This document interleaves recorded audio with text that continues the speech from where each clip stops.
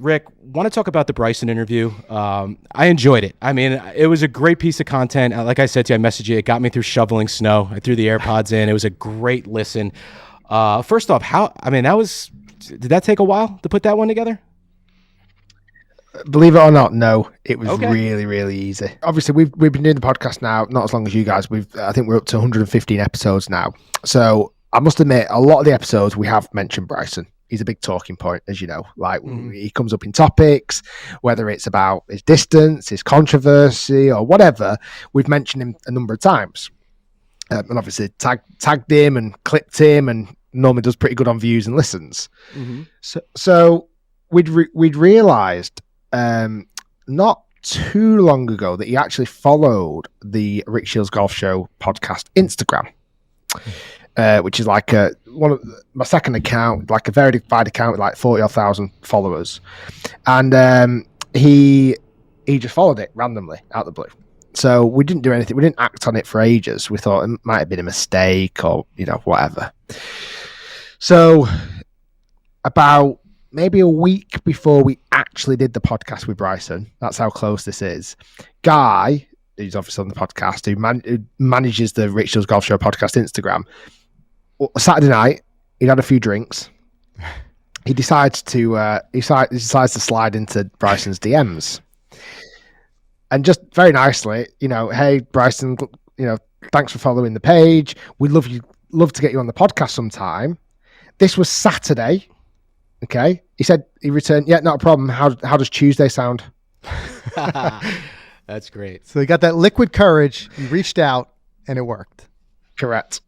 Now, to be honest, we actually had to rearrange that Tuesday because it didn't quite work out time-wise. So we actually went a week later.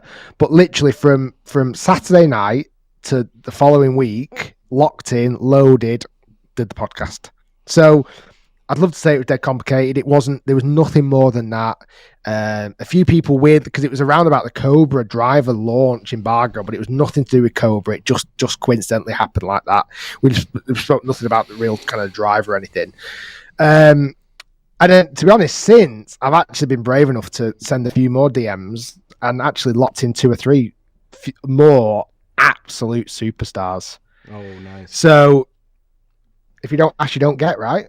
How did you get me on the podcast? You just asked me on Instagram, Is it right? The same thing? I just slid in. You have to ask, right? That's what I mean. So that's it. I think when, certainly if I'd like to think he respects the channel, and after speaking to him, he really does. He watches the videos, and he's a fan of the YouTube channel as well. And obviously he's got his own YouTube channel, so he had something to plug a little bit as well. Right. So yeah, I think it was just mutual respect. I liked what he did. He liked what we did. And dead easy. And it came across nicely. It was great to see the real side of Bryson. I mean, it really was. And if you haven't listened to it, guys, go back and check out the interview. Like I said, it's a quick listen because it was just well structured. The questions were great. I had no idea he's never stepped foot on the old course. I mean, here's a guy who's, in the top 10 in the world, and he's never stepped foot on a course that a couple of schmoes have played here. So it's super cool to see that. Was there anything in that interview, Rick, that really surprised you? He's only had one hole in... The fact he's only had one hole in one. There you go. I know. How incredible was that?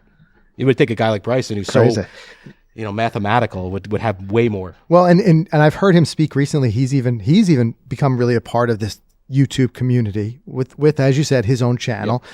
But he's a guy who he's very analytical. He likes to dive into the analytics. I think he's hooked on that YouTube, that whole thing. And it's great to see him helping to lift, I guess we would say, the whole appearance and the whole visibility of Golf YouTube by collaborating and appearing on other channels. So in that way, I think it's good for the game. But so you mentioned, I'm sure you can't tell us now, and that's okay, what some of these big guests are going to be, but is there a guest that you're really dying to get on the show? It's obvious. It's the obvious one. Okay. It's Tiger. It's obvious. You know what I mean? Yeah. Oh, no, Patrick Cantlay. There it is. I'm joking. That's my sarcastic English humor not coming across there. No, because I would like Patrick on. Yeah, of course. That's why I would like Patrick on. Right. We'd all love to have Patrick on. But I don't know why I thought of him randomly first. But obviously Tiger would. Tiger would be the number one. And you know what? I've got a potential inroad, I might have to just send the message. It's just not directed to Tiger, but I don't think he checks his own DMs. But I don't. Who knows? If suddenly we manage to secure kind of 4 or 5 of the biggest names in golf, and it gets that kind of respect and that what's the right word? Kind of stamp of approval. Yeah, you never know. You never know what doors open. And I love podcasts. That's why I obviously agreed to this one as well. Like, you can just sit down for an hour and whatever, 20 minutes, 30 minutes, and just go through so much stuff. Yeah, right. I think I'd be terrified with Tiger, and I'd worry about what questions to ask him, because I feel like everything in the world has been asked to him. I'd love to know if he watches YouTube. I'd love to know what his favorite YouTube channels are. Absolutely. Like, I'd love to know. There's still so much more I'd love to know. Well, we're going to be rooting for you to get that interview, because I'd love to hear it. I'm sure you'd love to talk to him. I'd love to listen in on that one.